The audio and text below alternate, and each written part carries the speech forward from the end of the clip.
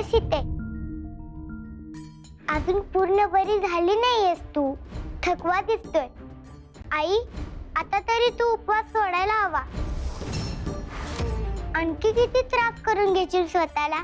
जरा बघ ना, किती अशक्त झालीस तू. मी जे व्रत घेतलंय त्याचा अर्ध्यावर सोडता येणार नाही बाळा. घेतलेला वसा असा टाकता येत नाही.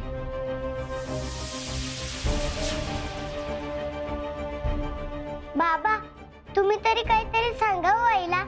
जगदंबा, अगं माझं बी ऐकत नाही ती. आता देवी आईच काहीतरी मार्ग काढल आणि या अडचणीतून सोडवल आपल्याला. श्रद्धेबरोबर मनातून विश्वास असेल ना, समज ठीक होते.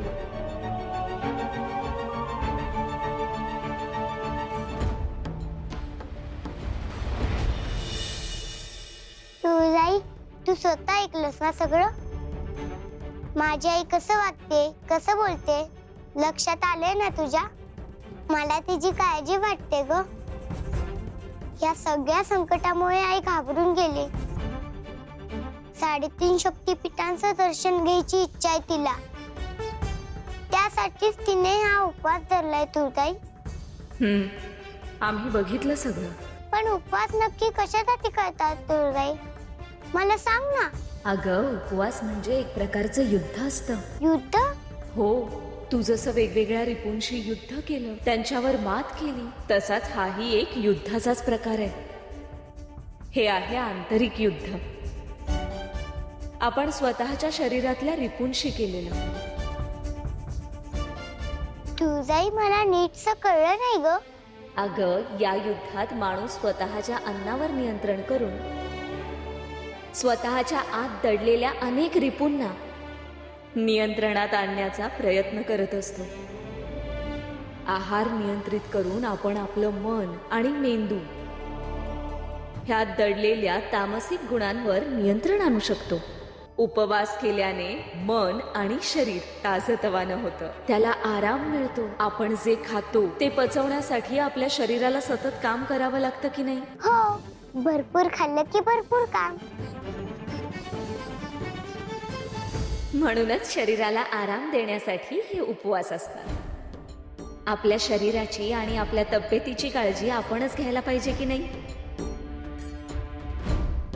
मला सध्या फक्त आईची काळजी वाटते ग तुळजाई. ती खूप आजारी आहे. कामिनी इथे असताना तिला खूपच त्रास झाला आणि ह्या उपासात तर ती एकदा बेशुद्ध पडली होती. पण कुणीतरी येऊन तिला बरं केलं. कोणीतरी? म्हणजे कोणी? तू इथे नसताना तूच कुणाला तरी माझ्या मदतीसाठी पाठवलं होतंस ना. त्या कोण होत्या? त्यांना मी पाहू शकले नाही, ओळखूही शकले नाही, पण त्यांच्यात तुझ्यासारखी माया होती. त्यांनी आईला मदत केली, मला जात्यावर धान्य देण्यासाठी मदत केली.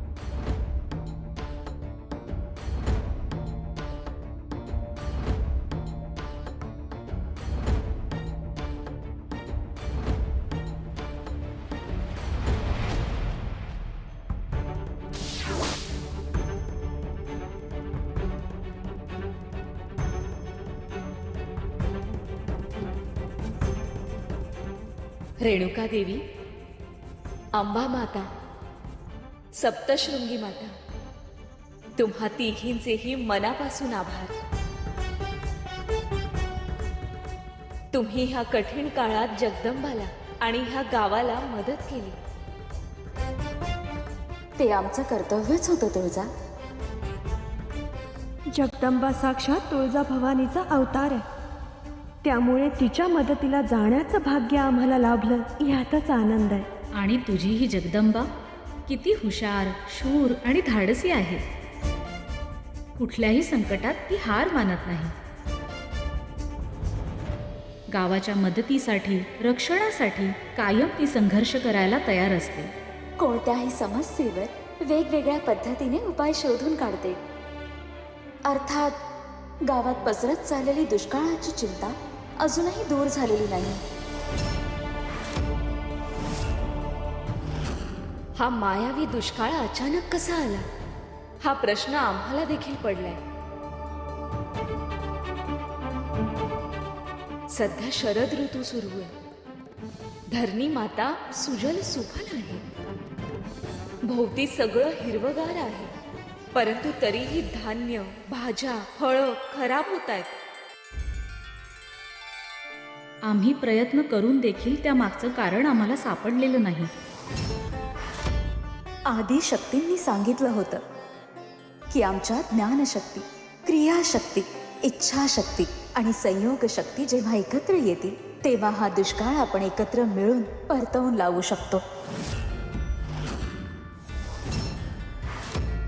आता आम्ही आलो आहोत. आज अश्विन मासातील नवमी आहे. ही नवमी महानवमी ठरेल. आज आपण आपल्या 3.5 शक्तिपीठांचं तेज जागृत करू आणि ह्या भूमीतून ह्या मायावी दुष्काळाला कायमचं परतावून लावू. परंतु मुळात हा दुष्काळ निर्माण कसा झाला हे कसं कळणार? या क्षणाला आपल्या भक्ताला मदत करणं जास्त गरजेचं आहे. हे संकट कोणामुळे आलंय हे कधीतरी नक्कीच कळेल. आजची ही रात्र सर्व अमंगलाचा अंत ठरेल.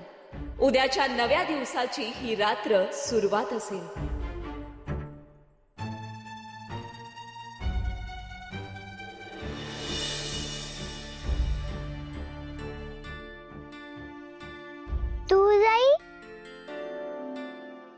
तू जाई कुठे आहेस तू?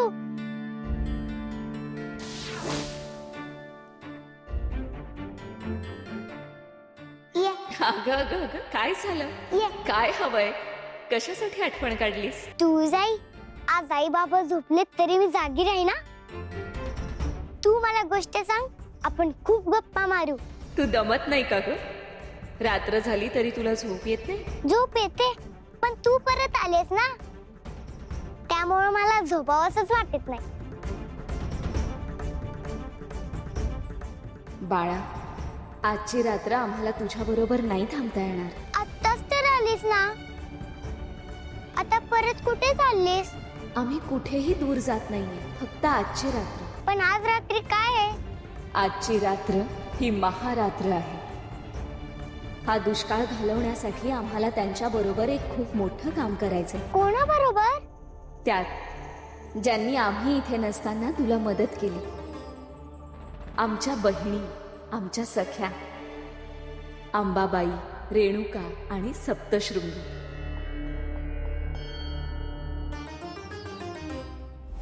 वैद्य बुवा, मी देवीचे व्रत घेतले आहे. 3.5 शक्तिपीठाचं दर्शन जोवर होत नाही तोवर मी काही खाणार नाही.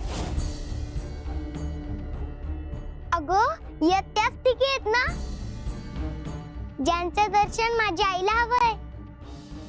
त्या इथे होत्या, त्यांनी माझ्या आईला बरं केलं. त्यांच्याच मदतीने आज आम्हाला सर्व अनिष्ट नष्ट करायची आहेत. ही खूप पवित्र रात्र ठरणार आहे. पुढील सर्व पिढ्या तू सुरू केलेला हा नवरात्रीचा जागर साजरा करतील जगदंबा. ही महानवमी शक्तीचा परमोच्च बिंदू ठरेल आणि त्यासाठी आम्हाला आजची रात्र जावं लागणार. बर, ठीक आहे, पण मला वचन दे.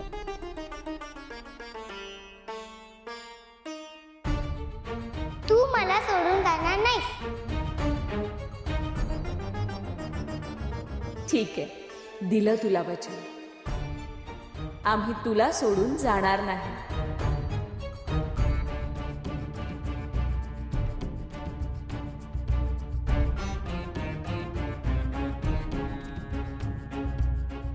पण आजच्या रात्री कुठे जाणार आहेस? जिथे आमचं स्थान आहे, जिथे आमचं शक्तिपीठ आहे, तिथे चिंचपुरात.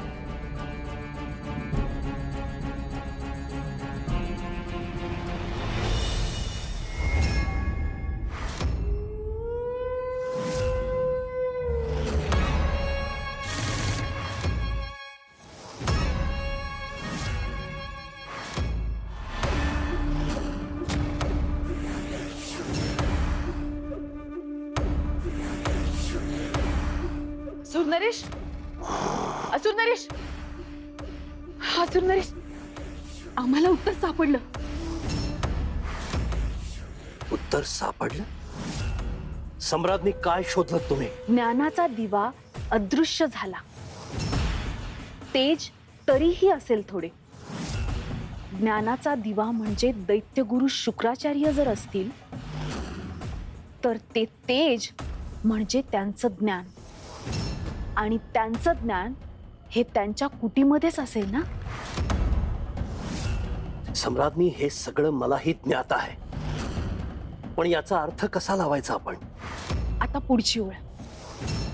असुर नरेश एकावर एक रचलेलं गुपित म्हणजे त्यांच्या कुटीमध्ये असलेले एकावर एक रचलेले त्यांचे ग्रंथ, आणि त्यामधलं सर्व ज्ञान जे आपल्याला कोड्याच्या उत्तरापर्यंत नेऊ शकतं.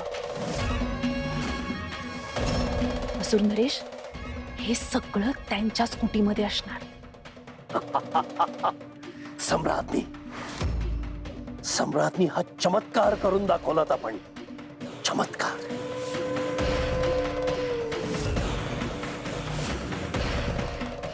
सम्राज्ञी, आम्हाला अभिमान वाटतो तुमचा, अत्यंतिक अभिमान. सम्राज्ञी, आम्हाला या संकटातून आपण मार्ग दाखवलात. आमच्या पट्टराणी केवळ आणि केवळ आपण असाल. आपलं ते स्थान कोणीही हिरावून घेऊ शकणार नाही. सम्राज्ञी, आपण आता त्या कुटीत जाऊन या कोड्याचं उत्तर शोधूया. ते गुपित आता आपल्याला कळायलाच हवं. हो. तुळजा, आता तुझी सुटका नाही.